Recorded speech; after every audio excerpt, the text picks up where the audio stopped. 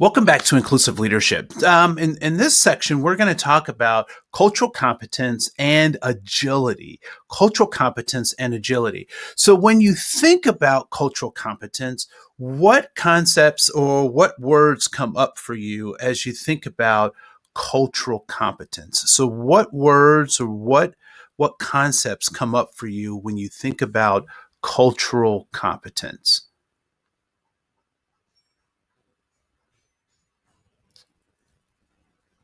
What I'd like for you to do now is think about what words come up for you, or what examples, what images do you get when you hear the words cultural agility?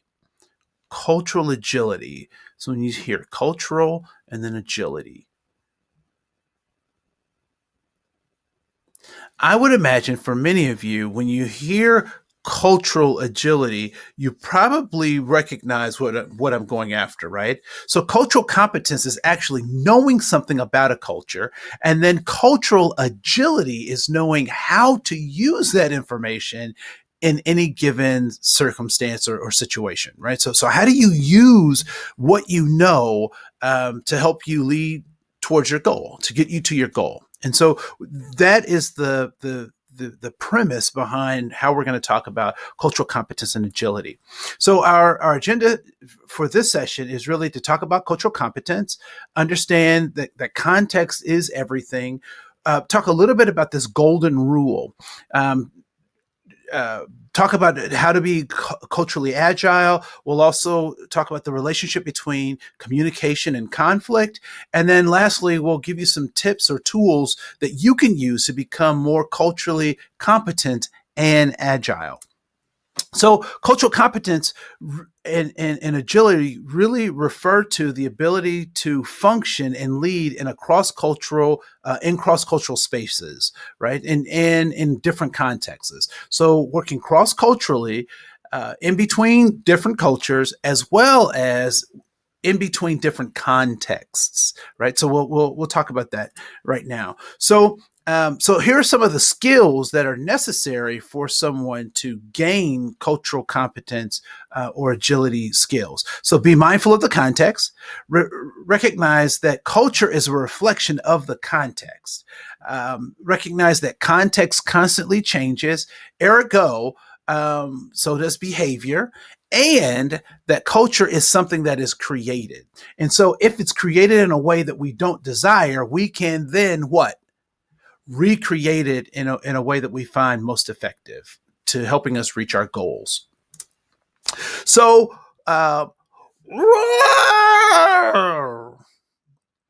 sorry, that was probably a bad or sick Tyrannosaurus Rex, right? But why is it believed that Tyrannosaurus Rex currently does not exist, and particularly in this form, right? So why don't we see this guy walking around? Because they're extinct, right? So what led to their extinction? Why are they extinct? Because they could not adapt to the changing context. And whether that context was changed because of a meteorite or just a change in the atmosphere, what we do know for sure is that they could not make that adaptation, and so therefore they currently do not exist.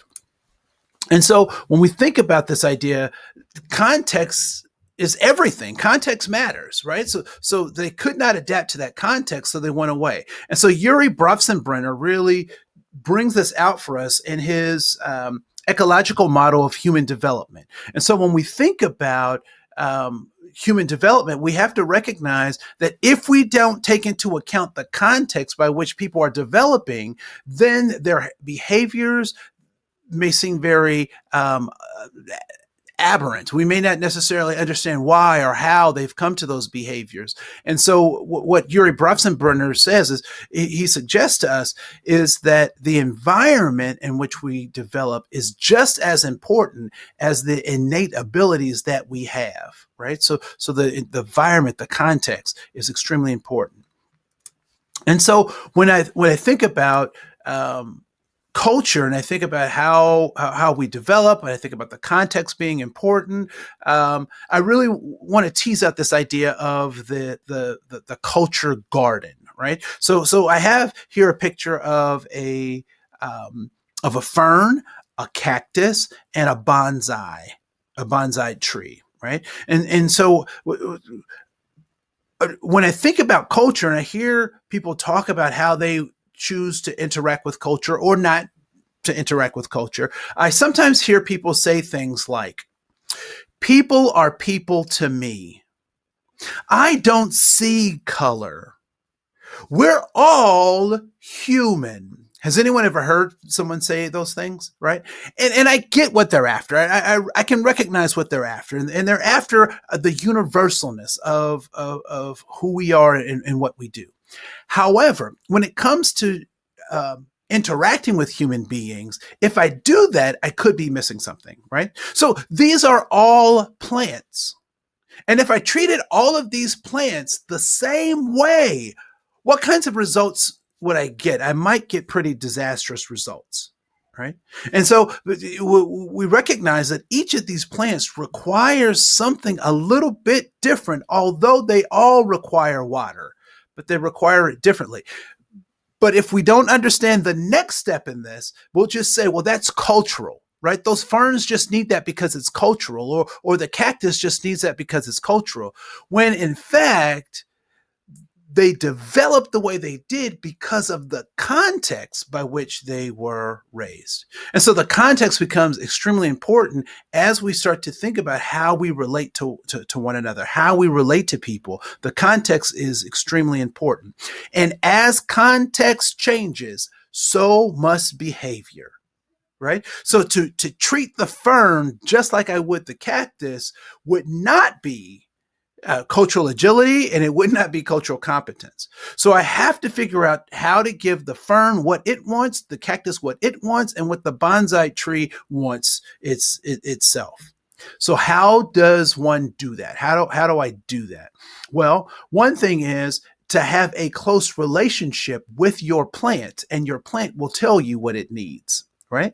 So if I'm watering it too much, I have a relationship that I can watch this plant and recognize that the leaves are turning yellow, which means I may need to change something about the care. Maybe I need to move it to a window or away from a window, or water it more or water it less, or give it some fertilizer. But constantly being in connection with that gives me it gives me the clues. It tells me what it needs. And so I can respond to that. And so human beings are very much the same way, right? The more we're able to relate to people and be in their circles and understand what they eat, why they eat those things, because they come from a context, and it's a context that's foreign to me, then I need to make that context familiar to me. Then it would no longer be foreign, right? And so think of culture as a garden. And so that leads us to this idea of the golden rule, right? So the golden rule says, treat others the way you want to be treated. And so if I go back to the garden, if I treated each one of these plants the way I wanted to treat them, what kind of results would I get? Probably pretty poor results. And so when we think about this idea of cultural competence and agility, what it really means is I treat people the way they want to be treated. So how do I know how they want to be treated? I have to have a relationship with them, right? And that relationship can be a personal relationship, or at least I have to have a relationship with where they came from, the knowledge of their background, right? So those things are important. So what we want to move away from is the golden rule and lean into this idea of the platinum rule, because relationship becomes extremely important. So I love this diagram. I love this diagram. So there is cultural knowledge, and there are the things that I know about a culture. And then there is the culture itself. And so as you look at this diagram, which of these tools would be the primary, at least to get started, which of these tools would be the primary tool to use to get started on replacing this electrical outlet? So if you're going to start replacing this electrical outlet, which tool would you use first? And the answer is letter A, right? Now, this is where agility comes in. So I know what tool to use to get started, because I can use both of them in the process. But to get started, I would use A. And where would I place this tool to change the electrical outlet? I'd place it right in the screw, right? But if I didn't know better and I put it in one of the socket inlets, I would have disastrous results, right? I'd have disastrous results. And so when we think about this idea of cultural knowledge, it is knowing what tool to use. And cultural agility is knowing how and where to use that tool. So I don't have to know everything about a culture, but I do have to know enough about a culture to build relationships so that I can be effective within that culture. So how do I do that? We'll talk about that. So one thing to kind of think about in terms of looking at culture as in cultural agility is really asking yourself, what kind of organization, what kind of culture either are you in or do you want to develop, right? And so there are four aspects that I want us to think about in terms of thinking about culture. So first is this a homogeneous culture or a heterogeneous culture? So is everybody alike, or is everyone different? Or where are you on that spectrum? Another is monocultural. Does everyone behave, think the same in this culture, or is it intercultural? Am I encouraging people to think and act in different ways? Are we proactive or are we reactive?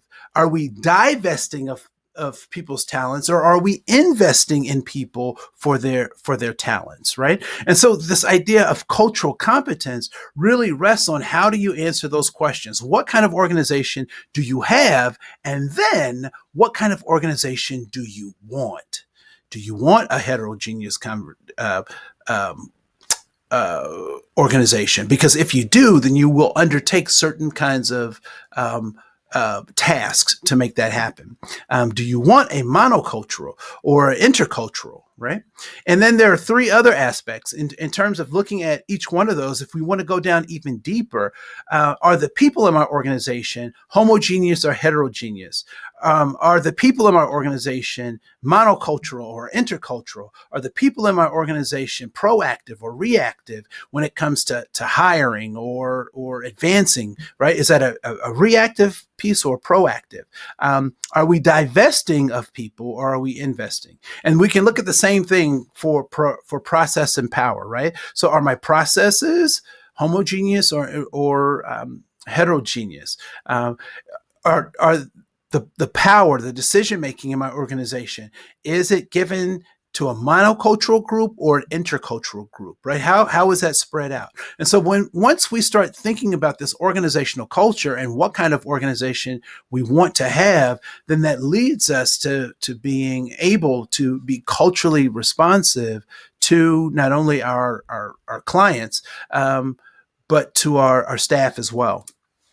And so the other thing that we have to recognize is that there are lots of polarizing concepts when we start talking about this idea of cultural competence, right? And conflict is one of those. So as conflict decreases, or as communication increases, conflict decreases. And all too often, what we don't recognize, or we don't spend enough time doing, is recognizing that cross-cultural conflict is actually could be a manifestation of a lack of cross-cultural communication. And so the more we communicate, the more we can understand each other and the more that conflict subsides.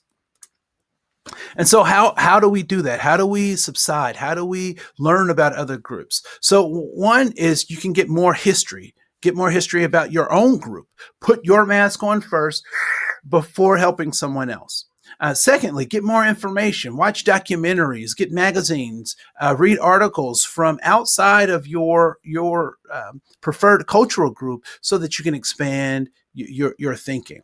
And then lastly, there are 8 things to remember. Don't make assumptions of other people, make your feelings known, develop friendships, be open about differences.